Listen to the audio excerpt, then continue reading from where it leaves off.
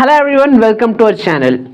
நிறைய பேருக்கு இருக்க சந்தேகம் என்ன அப்படின்னா சார் நீங்க எப்ப கேட்டாலும் ஃபர்ஸ்ட் பிரியாரிட்டி PYQ க்கு கொடுங்க PYQ கொடுங்க. நிறைய பேருக்கு வந்து PYQ னா என்னன்னே தெரியாது.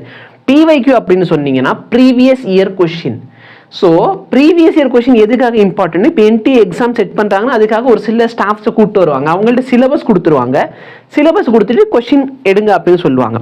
பட் சிலபஸ் எடுக்கிற எல்லா ஸ்டாஃப்ஸும் என்ன பண்ணுவாங்கன்னா இதுக்கு முன்னாடி என்ன மாடல்ல கேட்டிருக்காங்க, ஓகேவா?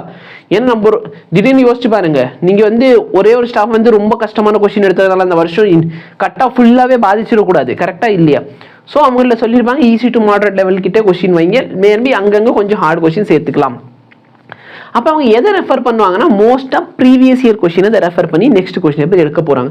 ஸோ இந்த ப்ரீவியஸ் இயர் கொஸ்டின் இது மட்டும் இல்லாமல் பார்த்தீங்கன்னா உங்களுக்கு மோஸ்ட் இம்பார்ட்டன்ட் டாபிக்ஸ் என்ன இருக்குது, இது எல்லாத்தையும் பற்றியும் ஒரு ப்ரீஃபாக ஒரு வேல்யூ கொடுக்கும். ஓகே, மோஸ்ட் இம்பார்ட்டன்ட் டாபிக் என்னென்ன, ஸோ அதெல்லாம் கவர் பண்ணணும், சரிங்களா?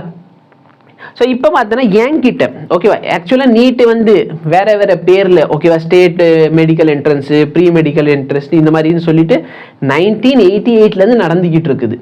பட் என்கிட்ட 1998 இருக்க எல்லா கொஸ்டின் அவைலபிளாக இருக்குது. இது நான் பர்ச்சேஸ் பண்ணி தான் வச்சுருக்கேன், ஓகேவா? ஸோ 1998 எல்லா கொஸ்டினுமே என்கிட்ட அவைலபிளாக இருக்குது. ஸோ நடுவில் பார்த்தீங்கன்னா ஸ்க்ரீனிங் டெஸ்ட்டு அப்புறம் மெயின்ஸு, எப்படி ஜேஇயில் வந்து மெயின்ஸ் அட்வான்ஸ் இருக்கும் அதே மாதிரி ஸ்க்ரீனிங் டெஸ்ட்டு அப்புறம் மெயின்ஸ் கண்டக்ட் பண்ணாங்க. அதுக்கப்புறமேல் பார்த்தீங்கன்னா 2013 மேலே நீட்னு ஒன்று கொண்டு வந்தாங்க. அதுக்கப்புறம் திரும்பி 2016 மேலே தான் ஃபுல்லாக நீட் வந்துச்சு. ஸோ இப்போ பார்த்தோன்னா 1998 என்கிட்ட இப்போ மொத்தமாக 37 கொஸ்டின் பேப்பர் இருக்குது. சார் 37 கொஸ்டின் பேப்பர் என்னால் சால்வ் பண்ண முடியாது சார், ஏன்னா நான் இப்போ தான் ப்ரிப்ரேஷன் ஸ்டார்ட் பண்ணிக்கிறேன். நல்லா பாரு, மினிமம் சரிங்களா, மினிமம் நீங்கள் வந்து சாப்டர் வைஸ் சால்வ் பண்ணுறப்ப எல்லாமே சால்வ் பண்ணிக்கோங்க.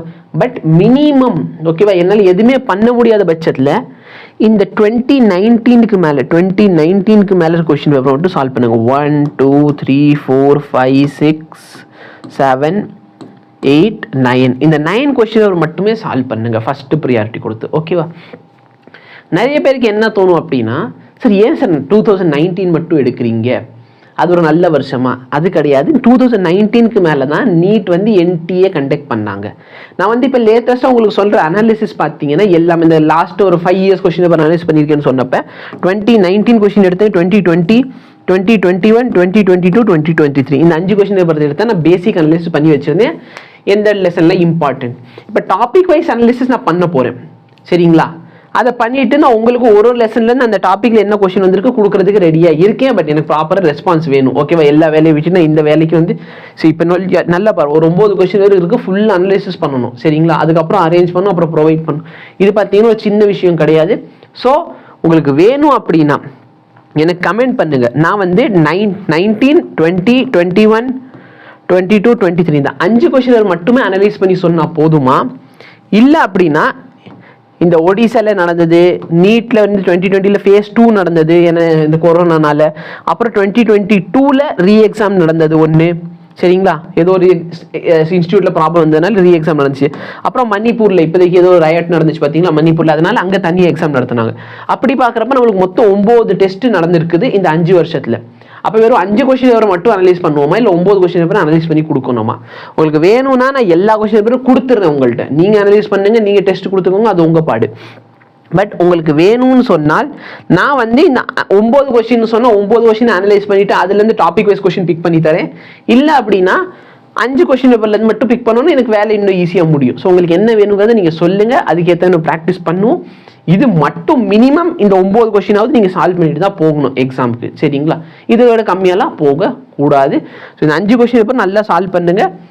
உங்களுக்கு உண்மையிலே 5 இல்லை 9 கொஸ்டின் பேப்பர், நீங்கள் 9 கொஸ்டின் சால்வ் பண்ணுங்க. நான் அனலைஸ் பண்ணுறப்போ 5 எடுத்து சால்வ் பண்ணிட்டா இல்லை 9 எடுத்து சால்வ் பண்ணிட்டா, ஓகேவா? அதை நீங்கள் சொல்லுங்க, புரியுதா? ஓகே, ஸோ இதான் நான் சொல்ல நினைச்சது. நல்லபடியாக படிக்கிறீங்கன்னா நல்லா படிச்சுக்கிட்டே இரு, சரியா? இதை வீடியோ மட்டும் பார்த்தா பத்தாது, அதுக்கப்புறம் இதை பார்த்து படிக்கணும். இது எல்லாத்தையும் நான் வந்து டெலிகிராம் சேனலில் ப்ரொவைட் பண்ணிடுறேன் டெய்லி, சரிங்களா? நான் ஒரு லெசனுக்கு அந்த அனலைஸ் பண்ணிட்டு உங்களுக்கு சென்ட் பண்ணுறது பார்த்தீங்கன்னா நான் வாட்ஸ்அப் நம்ம சேனலில் தான் அப்லோட் பண்ணுவேன், சரிங்களா? ஸோ அந்த சேனல் ஜாயின் பண்ணதை ஜாயின் பண்ணிக்கோங்க. லிங்க் எல்லாம் பார்த்தீங்கன்னா டெலிகிராம் மெயின் குரூப்பில் அவைலபிளாக இருக்கும். Thank you so much, have a nice day. Recording start பண்ணுன்னா தெரியல, ஓகே ஸ்டார்ட்டில் தான் இருந்துச்சு.